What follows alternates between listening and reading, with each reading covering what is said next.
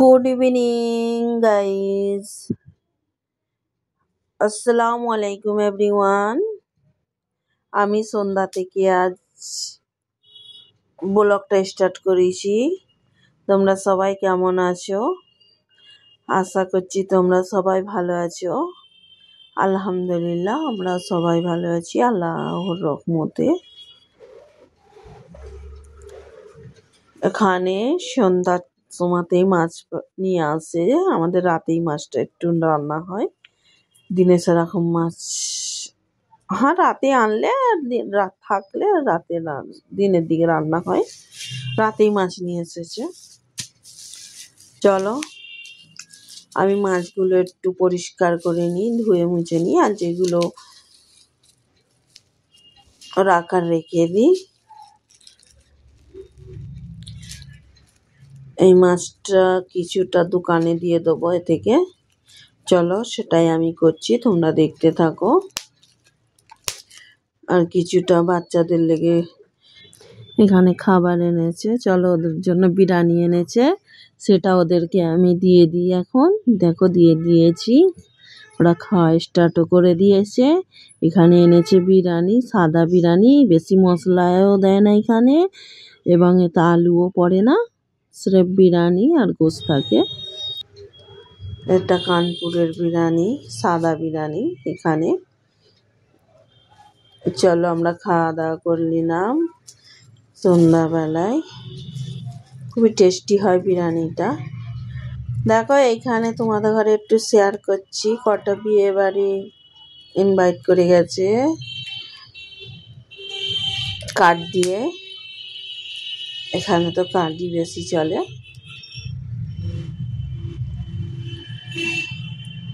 এটা এর ম্যামের বিয়ে, ম্যামের বিয়ে হবে। এদের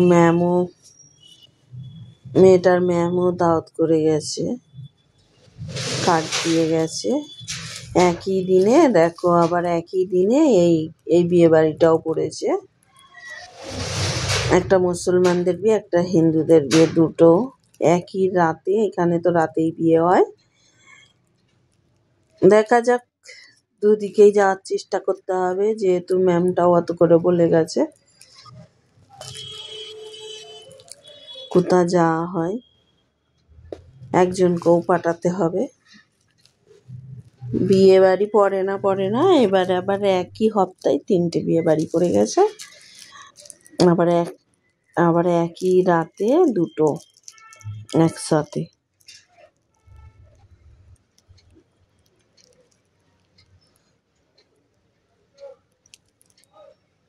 এটা একটা বিয়ে বাড়ি, এটাও মুসলমানদেরই, দুটো মুসলমানদের বিয়ে বাড়ির দাওয়াত। আর একটা ম্যাম দাওয়াত করে গেছে।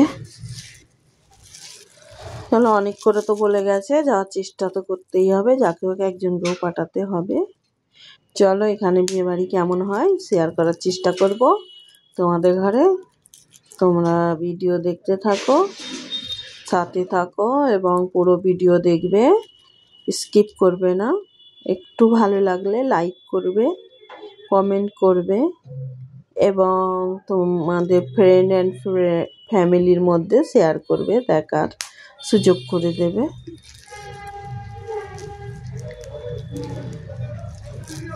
তাহলে ভিডিওর মধ্যে কোনো ভুল হয়ে থাকলে ক্ষমার দৃষ্টিতে দেখবে। চলো গুড মর্নিং। আমি সকালে স্টার্ট করেছি, এটা আমার সকালের পরের দিন সকালের ভিডিও। এখানে দেখতেই পাচ্ছ আমি সকাল সকাল এসে গেছি, বেডশিটগুলো একটু চেঞ্জ করে নেব। চলো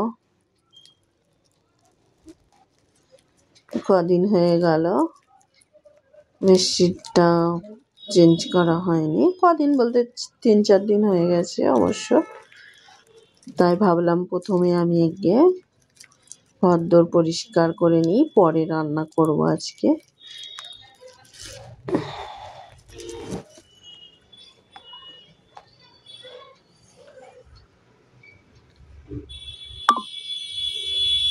তাহলে তোমরা অবশ্যই কেমন লাগলো আমার ভিডিওটা অবশ্য কমেন্টে জানিও। লাইক করতে ভুলবে না, একটা করে লাইক করে দিয়ে যাবে। এবং যারা সাবস্ক্রাইব করোনি সাবস্ক্রাইব করে পাশে থাকবে, বেল আইকনটা দাবিয়ে দেবে। যখন কোনো ভিডিও ছাড়বো নতুন তোমাদের কাছে পৌঁছে যাবে।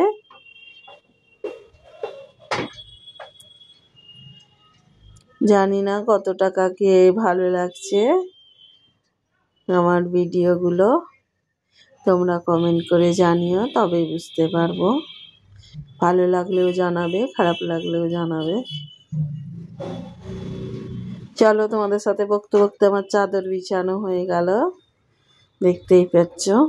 এই চাদরটা আমি ওই ঘরে বিছাই, যখনই বিছাই পাশ আরেকটা রুমে, কিন্তু আজকে আমি এই রুমটাই বিছাবো ভেবেই নিয়েছিলাম, যে এবারে শীত আসছে, এই চাদরগুলো বিছালে কি একটু গরম রাখে, ভালোও লাগে এমনি।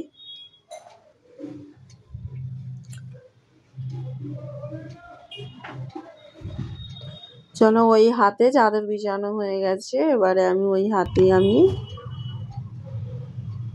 বেডগুলো অনেক ধুলো পড়েছে, প্রচুরই ধুলো হয়ে যায়। ডেলি না মুছলে, একদিন যদি না মুছি পরের দিনে খুবই খারাপ লাগে।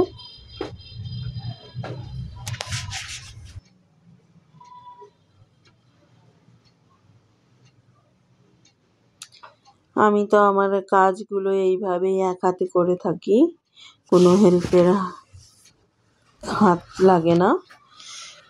যতটা চেষ্টা করি আমি নিজের হাতেই কাজগুলো করার, যেহেতু নিজে যতটা নিজের মন থেকে কাজগুলো কমপ্লিট করতে পারবো, অন্য কেউ করে দিলে মনও লাগে না। এক একদিন অবশ্য বাচ্চাদেরকে বলি, করে যখন আমি খুবই বিজি হয়ে যাই, কিন্তু তখন আমার মনে ধরে না কাজ, কিন্তু কি করা যাবে, তখন যদি খুবই শরীর খারাপ অসুস্থর মধ্যে থাকি, তখন ওদের হেল্পের হাতটা নিতে হয়, তখন নাচার, কিন্তু পছন্দ হয় না কাজ। যতটা নিজের মন থেকে একটা কাজ করে মনে শান্তি হবে, ভালো লাগবে, সেটা অন্য কাউকে দিয়ে করালে সেটা মন পছন্দও হয় না আর ভালোও লাগে না। চলো, এটা এইটা হলো সোফা কম বেড, এটা আমি চাদরই বিছিয়ে রাখি, তাই আমি চাদরটা উঠিয়ে নিলাম। সোফা কম বেডের চাদরটাও আজকে উঠিয়ে নেব, তাই উঠিয়ে নিয়ে অন্য চাদর ফের বিছিয়ে দিচ্ছি। দেখো,